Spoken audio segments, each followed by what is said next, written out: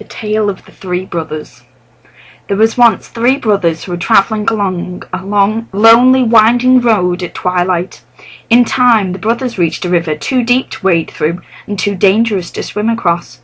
However, these brothers were learned in magical arts, and so they simply waved their wands and made a bridge appear across the treacherous water.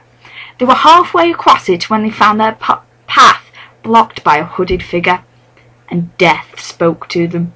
He was angry that he'd been cheated out of 3 new victims, for travellers usually drowned in the river. But Death was cunning. He pretended to congratulate the 3 brothers upon their magic, and said that they'd earned a prize for having been clever enough to evade them. So the oldest brother, who was a combative man, asked for a wand more powerful than any in existence, a wand that must always win duels for its owner, a wand worthy of a wizard who had conquered Death. So Death crossed to the elder tree on the banks of the river, fashioned a wand from a branch that hung there, and gave it to the oldest brother. Then the second brother, who was an arrogant man, decided he wanted to humiliate Death still further, and asked for the power to recall others from death.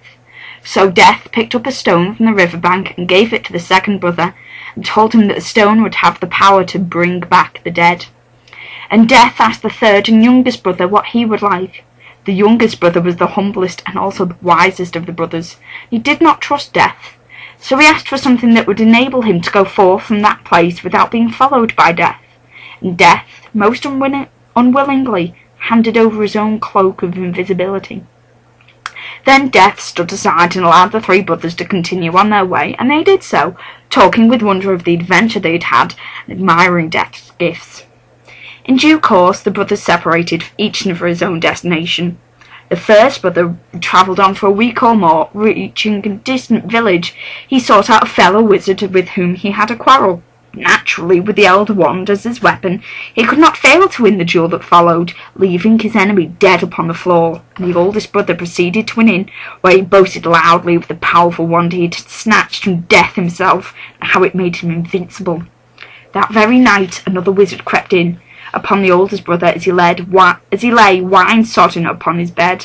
The thief took the wand and for good measure slit the oldest brother's throat, and so Death took the first brother for his own.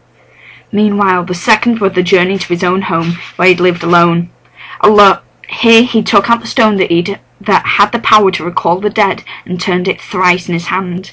To his amazement and his delight, the figure of the girl he had once hoped to marry before her untimely death appeared at once before him. Yet she was silent and cold, separated from him as though by a veil.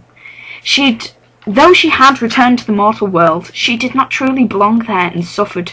Finally, the second brother, driven mad with hopeless longing, killed himself truly as to join her, and so Death took the second brother for his own.